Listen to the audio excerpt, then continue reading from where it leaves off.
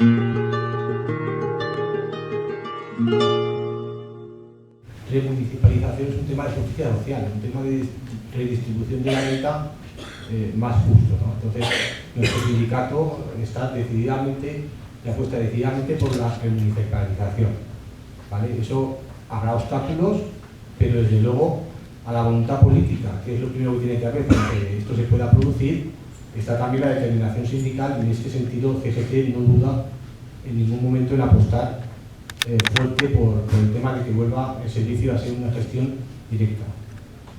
Dicho esto, también me gustaría señalar, porque veamos a ver problemas y luego en el debate saldrá sobre todo mucho el debate del tema del acceso.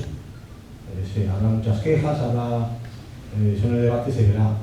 Pero ¿cuál es la alternativa? Si no se vuelve la gestión directa, ¿qué alternativa es? Solamente seguir como estamos actualmente. Y seguir como estamos actualmente es que al personal lo selecciona la empresa. Entonces, cualquier método que veamos para volver hacia la gestión directa nos va a conllevar que volvamos a los principios rectores de mérito, capacidad e igualdad a largo plazo. Si no, seguiremos siempre igual, quejándonos, pero siendo la empresa el que va a poner a quienes decida, que puede ser, todos llamamos enchufes, o también puede ser, como ocurre frecuentemente en la realidad, pues que intentan coger familiares de los servicios donde prestan esos trabajos para que se inspeccione con menos control. Dicho todo esto, empezamos, ¿vale? Entonces, la primera diapositiva que os pongo es un poco para que veáis actualmente cuál es la estructura del ayuntamiento. Lo que es la estructura propia, no lo que está externalizado ya. Tenemos una plantilla municipal, una plantilla propia, que la integran aproximadamente los 5.200 funcionarios y 120 laborales. ¿Por qué hay tan pocos laborales? De esos 120 solamente hay 39 que sean fijos, personal fijo, los demás son conveniados porque son competencias impropias, y hay tan pocos porque durante estos últimos años se han ido haciendo funcionalizaciones, es decir, que el personal laboral ha ido pasando a funcionarios mediante unos procesos, ¿vale? Y también que lo que se ha externalizado básicamente han sido siempre los trabajos que están realizados por personal laboral. Luego, dentro del derecho público, tenemos los patronatos e institutos, que son alrededor de unos 365 trabajadores. ¿Por qué se crearon esos patronatos e institutos? Estando la estructura propia, pues bueno, si tuviera que ir a un ayuntamiento nos daría su versión, el que lo creó. Sindicalmente nosotros siempre habíamos denunciado que era básicamente por la diferente forma de cobertura de los puestos gerenciales, sobre todo el gerente, de poder elegirlo, como se dice vulgarmente, a dedo. Luego tenemos las sociedades. Las sociedades se guían cada una por su convenio, la que tiene, convenio colectivo, que son las dos primeras, las tres siguientes no he encontrado el convenio, entiendo que estarán adheridas o les aplicarán las normas del ayuntamiento sin más.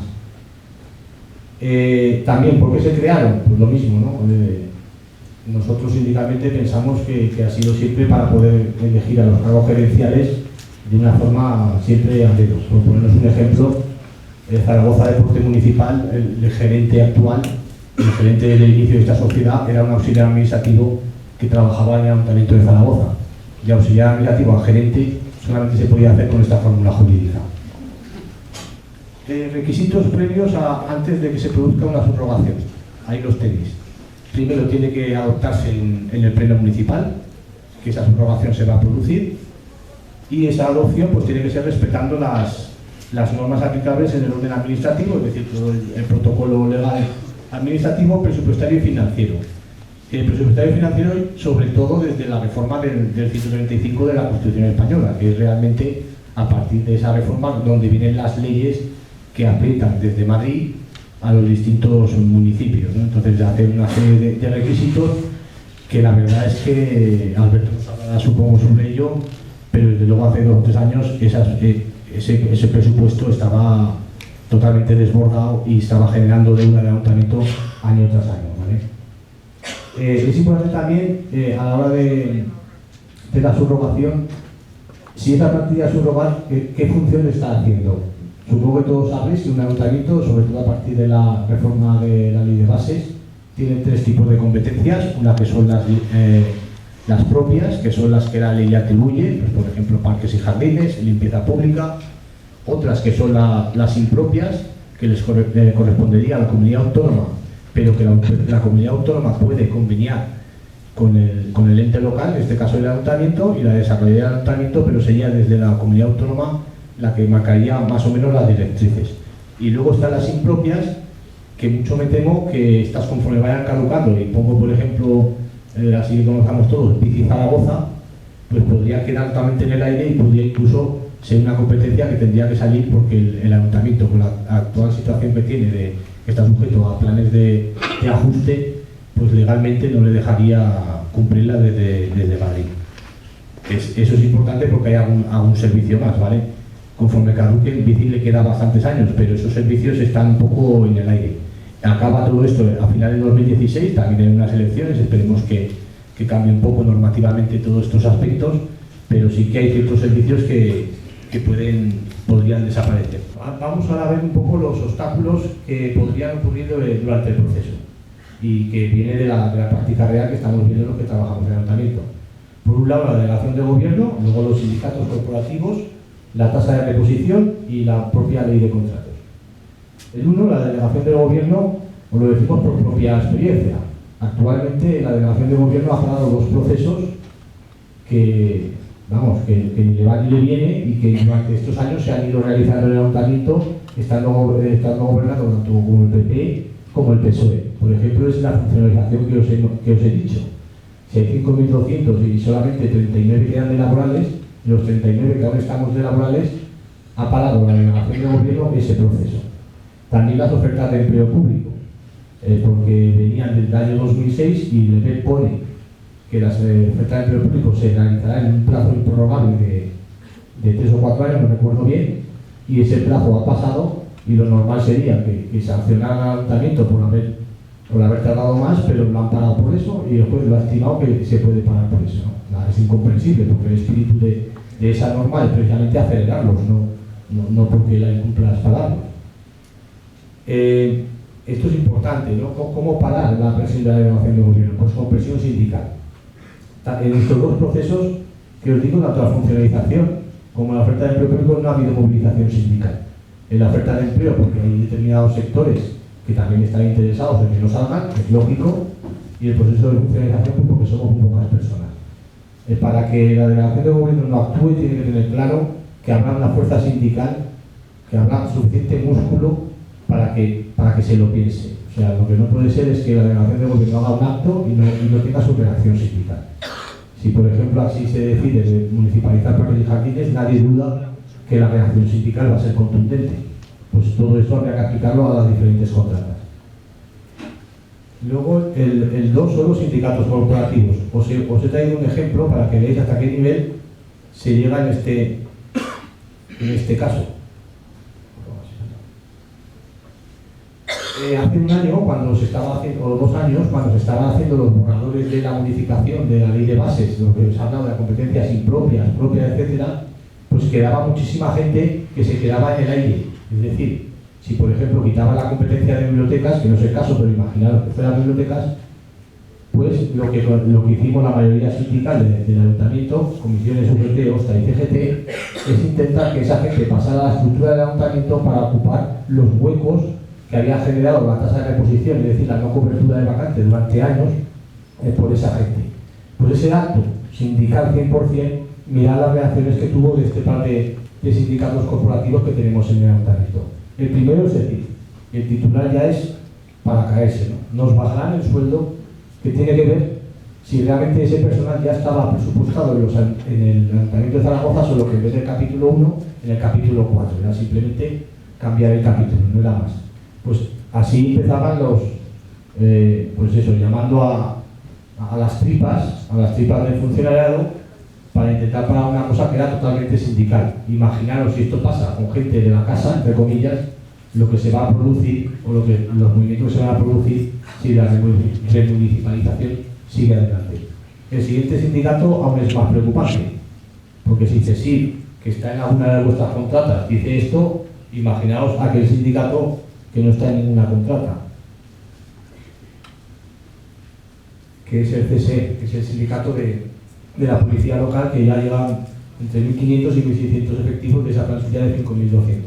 Aquí lo veis, atención peligro, nos hundimos. O sea, una cosa que está presupuestada en el capítulo 4, pasarla al 1, se hunde el ayuntamiento. Y miraos las preguntas que se hacen, pero ellos las lanzan y no las contestan. ¿Qué pasará con los interinos de la casa? Pues ¿qué va a pasar? Pues nada, siguen interinos. ¿Por qué no sacan las 200 vacantes? Pues por la tasa de reposición. ¿Cobraremos las nóminas? Pues no tienes por qué no cobrarlas. ¿Qué expectativas dejamos a los trabajadores que están en el paro?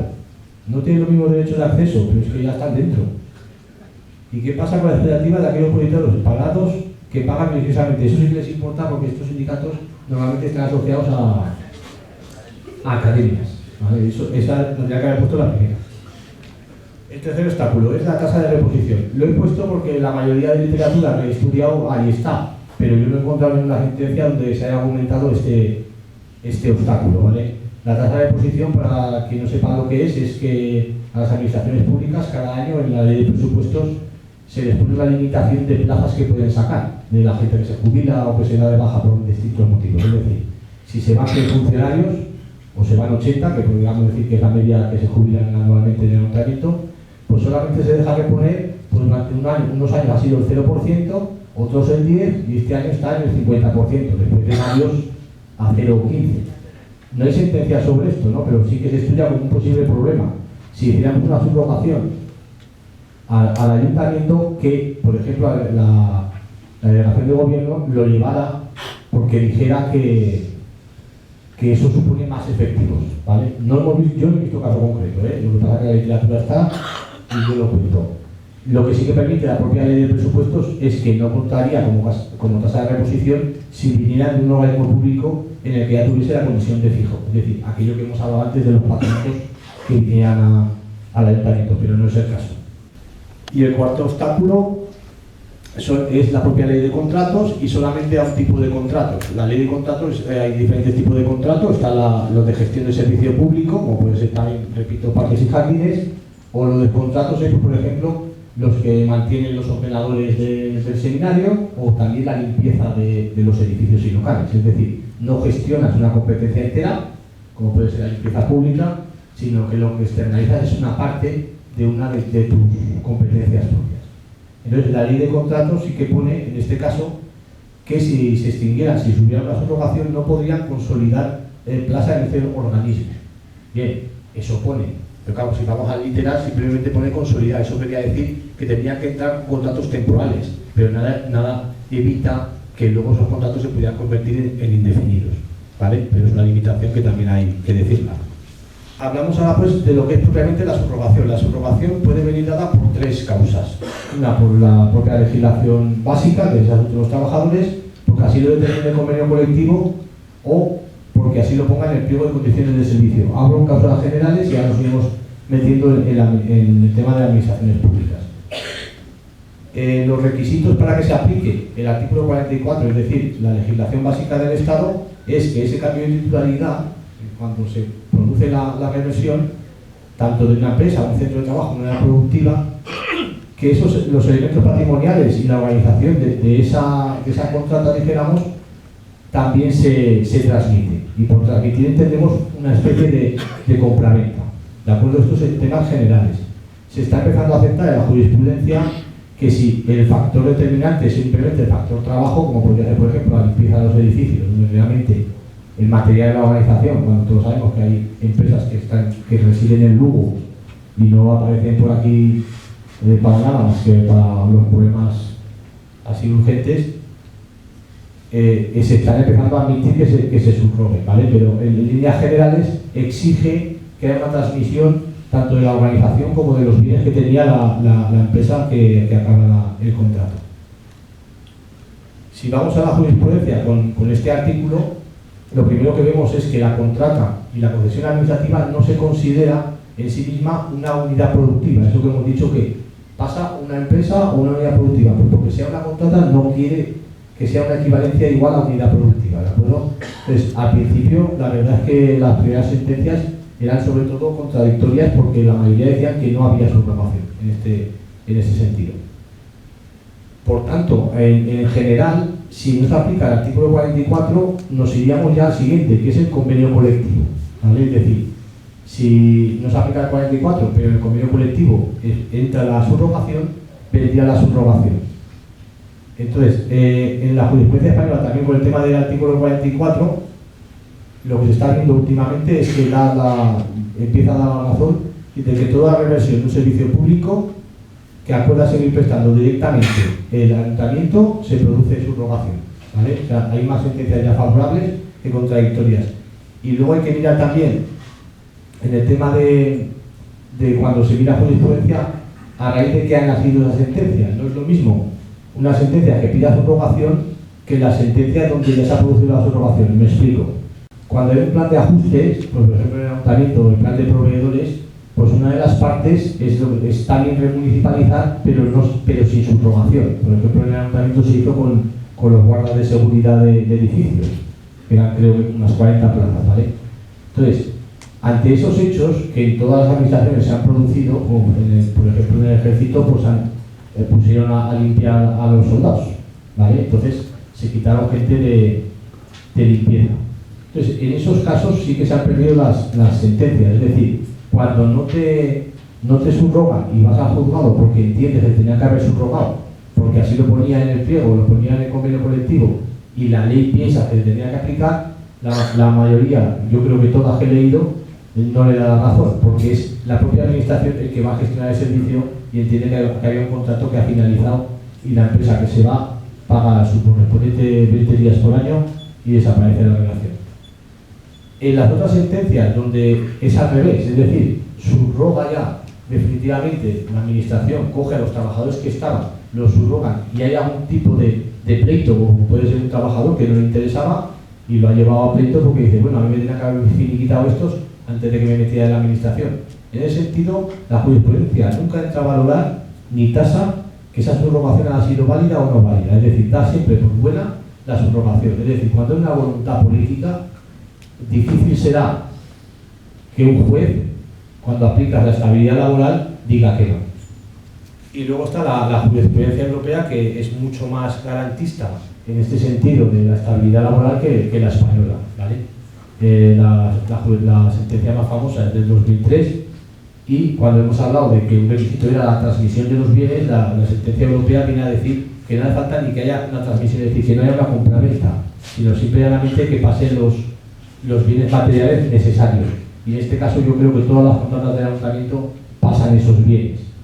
Es decir, si por ejemplo se suponga el 010, pues el material de los teléfonos pues son del ayuntamiento, en el caso de los autobuses son del ayuntamiento, etcétera, ¿no? Entonces, en este sentido, se aplicaría 100% si fuera la normativa europea. Simplemente en estos momentos un superior de justicia elevó una acción superjudicial y el Tribunal Europeo tiene dos informes, uno de sus servicios jurídicos que dice que así es y otro del Reino de España, de la abogacía del Reino de España, que dice que no, que tiene que haber una transmisión, ¿vale? Pero es mucho más fácil con la sentencia europea, porque lo que se persigue con la subrogación no es otra cosa que la estabilidad laboral, ¿vale? No sé por qué se le ponen tantas trabas, porque es simplemente un derecho constitucional. La subrogación en convenio colectivo no se aplica en el caso de las administraciones públicas. ¿Por qué? Antes había una jurisprudencia, no sé si la conocéis, hasta el 2004, si uno trabajaba, por ejemplo, en el ayuntamiento de Lumpiaque, que no tiene convenio colectivo, igual lo tiene, pues si lo tiene en Lumpiaque, perdone. Si no tiene convenio colectivo, entonces lo que se hacía hasta el 2004 es, si contratabas a una persona, pues por ejemplo parques y jardines, pues se le aplicaba el convenio de jardinería estatal. Si contratabas a una persona para administración, se le aplicaba el de oficinas y despachos. A partir del 2004 cambia la jurisprudencia y es la actual y no se aplica el convenio, sino que se va directamente a los los trabajadores. La razón, porque esa administración pública no ha tenido capacidad de negociación ni hasta ahora negociación de esos convenios colectivos. Es decir, en este caso, y rotundamente 100%, que pongan el convenio no implica en ningún caso la administración pública. Es decir, si no se aplicaba el 44 a una contrata y en el convenio pusiera que tiene derecho a la subrogación, si la subrogación es una administración pública, no se aplicaría. Y luego está la aplicación de las cláusulas particulares. Aquí tampoco existe una sentencia aún. No existe ninguna sentencia sobre este caso y existen dos tesis. Una que dice que el pliego de condiciones no se aplicaría, puesto que ya no hay contratación, entonces el pliego pierde la validez. pero hay otra tesis que yo también estoy con ella, que es a través de una sentencia del Tribunal Supremo de Contencioso Administrativo, entre las capacidades de negociación que tienen los sindicatos dentro de la administración pública, figura en las condiciones de trabajo de una forma genérica, y en algún caso se ha dado que el propio pacto, digamos, de personal funcionario implicara o impusiera a ese ayuntamiento o a esa administración pública a que los pliegos pusiera que se aplicara la subrogación. Entonces entendemos que si eso se ha puesto, si eso está en los pliegos, se tendría que aplicar también aunque no se haga una contratación, si fuera la propia administración pública. Tampoco hay sentencias al respecto de esto. Y luego ya vamos a la parte final, ¿vale? Estamos aquí de distintas contratas. ¿A qué subrogamos? ¿Qué es más fácil subrogar? ¿Qué es lo que más respeta los derechos? Y, en fin, a lo que va a apostar la gente al fin y al cabo, porque están dependiendo de sus condiciones laborales. La subrogación, tal como hemos visto la estructura, pues pueden ser bien a la plantilla laboral, o bien a un organismo autónomo, o a una sociedad mercantil. El 1 y el 2 son prácticamente lo mismo, los dos son derechos públicos y tienen las mismas ventajas y los mismos inconvenientes. Entonces, digamos, van en el mismo paquete. Y luego las sociedades mercantiles. Los pasos a seguir para, si la subrogación fuera el personal laboral del Ayuntamiento de Zaragoza o cualquiera de sus patronatos, los pasos serían los siguientes: adopción del acuerdo de integración, como hemos dicho al principio, la consignación presupuestaria, que en una situación de presupuesto equilibrado no tendría que ser problema, porque escoger el dinero que se da a un capítulo, en este caso servicios, pasarlo a capítulo 1 y debería de sobrar dinero, ¿vale? Aprobación de la modificación de la plantilla de la RPT en el pleno. Eso no es problema si se ha pasado después del punto 1. Los inconvenientes o condicionantes que nos vamos a encontrar si es a un organismo autónomo o a un ayuntamiento. En principio, los que fueran indefinidos pasarían como indefinidos, pero ya sabéis que desde hace años se creó una nueva categoría de trabajador, que es el trabajador indefinido no fijo, ¿vale? Esto se creó por jurisprudencia y son aquellos trabajadores que por A o por B tienen la condición de indefinido, pero no han cumplido el proceso de pasar mediante una oferta de empleo público con los criterios de igualdad, capacidad, etcétera, pero sobre todo y básicamente que no han pasado por una oferta de empleo público. Es decir, ese personal, al final de cuentas, es un personal temporal también, porque no deja de ser menos temporal que una obra de servicios, porque realmente las obras de servicios se prorrogan, ¿vale? Entonces, ese es un inconveniente, desde luego. Otro inconveniente es que el Estatuto Básico del Empleado Público, porque está en la plantilla municipal, se aplica el Estatuto Básico del Empleado Público, obliga a que el año que se ocupan esas vacantes, digamos, que sería la subrogación, generaría la vacante al mismo tiempo, tiene que salir ese año o al año siguiente en la oferta de empleo público. Eso tampoco es cierto. Eso no es cierto ni puede ser cierto cuando luego existe una tasa de reposición que te dice que puedes sacar el 0% o el 15% o el 50%. Es decir, si me obligas a sacar y luego me dices que no las puedo sacar, pues al final lo que pasa es como está actualmente en el Ayuntamiento de Zaragoza. En la plantilla laboral hay muy pocos indefinidos no fijos, hay muy pocos, a lo mejor 2 o 3, incluso por ahí, no nada más. Sí hay más en otros organismos autónomos que han ido ganando sentencias, como puede ser el IMF, ¿vale? Ahí sí que hay plantilla de indefinidos no fijos y no se sacan las plazas de otras cosas porque no las puedes sacar, porque hay una tasa de reposición y no te permite sacarlas. ¿Qué ocurre con ahora se ha reformado la plantilla? Pero claro, antes habíamos generado 800 vacantes, había en el ayuntamiento sin cubrir debido a la tasa de reposición y falta de voluntad política, pero también que no se podía porque la ley no permitía. Entonces, a permitir a las 50, si no se hubieran quitado, que se han quitado, lo quitó el PSOE, si no se hubieran quitado, ahora se podría sacar esas 400, digamos, porque pero como se modificó, pues ahora estamos siempre con ese 50% de las vacantes que están ocupadas por interinos. Es decir, nunca se pueden sacar, o prácticamente nunca, se podrán sacar todas las que estén ocupadas por interinos, o en este caso, indefinidos no fijos. Entonces, la forma de integración, ¿cómo se integraría en la plantilla municipal? Pues se integraría, tal y como pone la ley, en las mismas condiciones que están. Es decir, aquí no se da el caso, pero en la GM, por ejemplo, que hay subcontratas que tienen trabajadores sujetos hasta 4 convenios, como puede ser FCC Logística, del metal, o sea, tienen hasta 4 convenios. Lo lógico no es eso, lo lógico es que sindicalmente tanto los sindicatos de las contratas como los sindicatos municipales fueran acordando ya un sistema para que se fueran pareciendo las condiciones al ayuntamiento. Todo eso se puede hacer y todo eso es el momento de hacerlo, porque el convenio colectivo, el pacto del personal funcionarial caduca este año. Es decir, el 1 de enero ya podemos empezar a negociar esas condiciones y es importante que en ese convenio figure la posibilidad de la subrogación y cómo va a ser esa subrogación si viene al personal laboral propio. En caso de sociedades no, porque en las sociedades no se puede regular del ayuntamiento, tiene que ser un convenio propio de la sociedad o sea, de los trabajadores con la propia sociedad. Luego, con los organismos públicos ya os he dicho que es exactamente igual, o sea, no hay ninguna diferencia, solamente pues, apostillar que uno de los organismos, que es el IPC, pone que en sus estatutos que uno de los objetos sería colaborar con el ayuntamiento, sus organismos autónomos y sociedades para mejorar la gestión y prestación de los servicios municipales.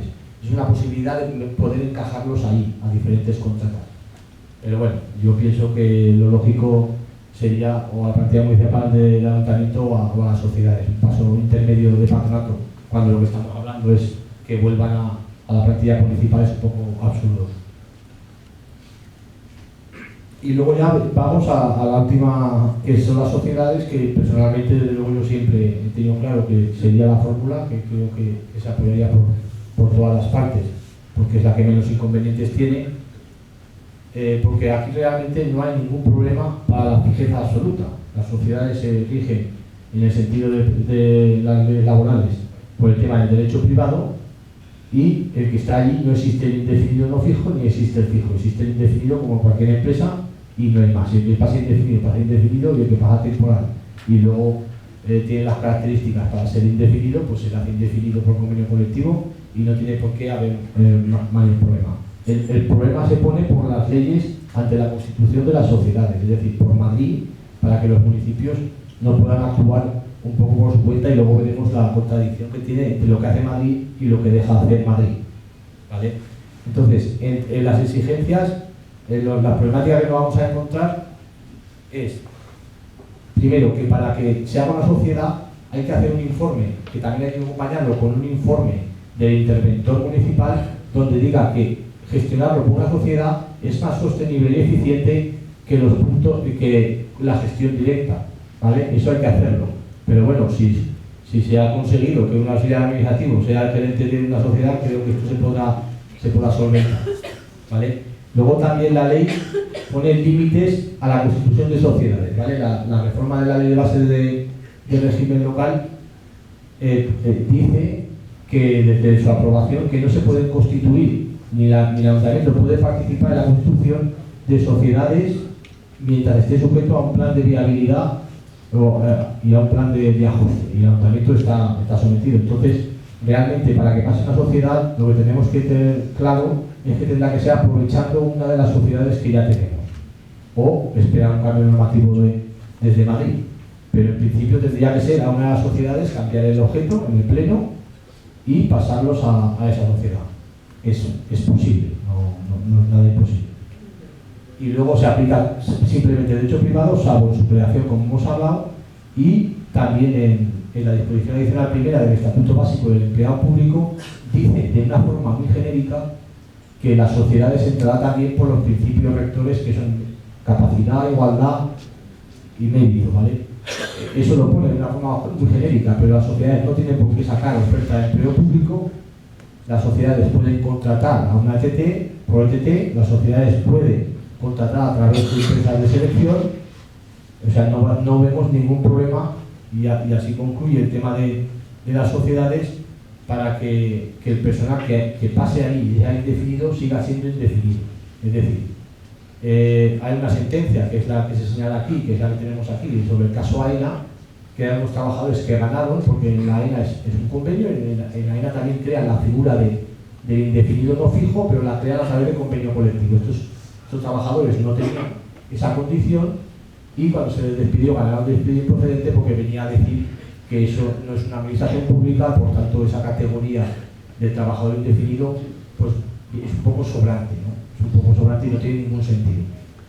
Y luego, por último, ya con esto acabo, es para que veáis cuando ellos tienen problemas, en Madrid tienen problemas que pronto los solucionan.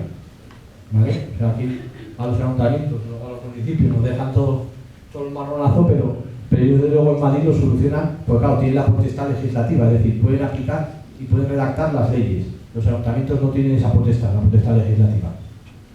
Y esto es la Ley 15 del 2004, y esta ley lo que va haciendo es agrupando diferentes organismos de la administración estatal, tanto públicos, como pueden ser patronatos, institutos, como privados, como pueden ser fundaciones, sociedades, etcétera, y los mete en uno. Entonces, para hacer eso, sacan simplemente una ley, y en esa ley, yo creo que es el método ideal, que no hace daño a nadie, que nadie se puede quejar. Lo que ocurre es que en ese nuevo ente que se crea, ese nuevo organismo que está sujeto al derecho público, la gente que pasa de organismos privados no se mete en esa, pasan como indefinidos laborales, pero no aparecen en la plantilla, quedan a extinguir y siguen desarrollando sus funciones. Es decir, nadie se puede quejar porque todos siguen igual, ni tiene la condición de empleado público. Cuando en el futuro salgan plazas, pues las ocupará el que pase a la correspondiente oposición, concurso oposición o concurso, y los que estén adentro, que vengan de esos organismos, están allí a extinguir. Y aquí tenéis el ejemplo, os lo he puesto aquí, y tenéis el ejemplo, un trocito de esta ley, donde bien claramente lo expresa, ¿no? En todo caso, la incorporación del personal procedente de la Fundación, que es un organismo privado, se realizará en su momento con la condición de extinguir y sin que en ningún caso este personal adquiera la condición de empleado público. Esto en el ayuntamiento no se puede hacer, pero sería un método ideal a todas las administraciones para proceder de una forma arreglada, que no lesione derechos de nadie y que todo el mundo estuviera satisfecho, porque al fin y al cabo, si la remunicipalización se produce, lo que vamos a ganar es que nuestros hijos también puedan participar a esas plazas y no los ponga el gerente de la empresa. Y por mi parte, nada más. Si tenéis alguna duda, lo pongo en debate.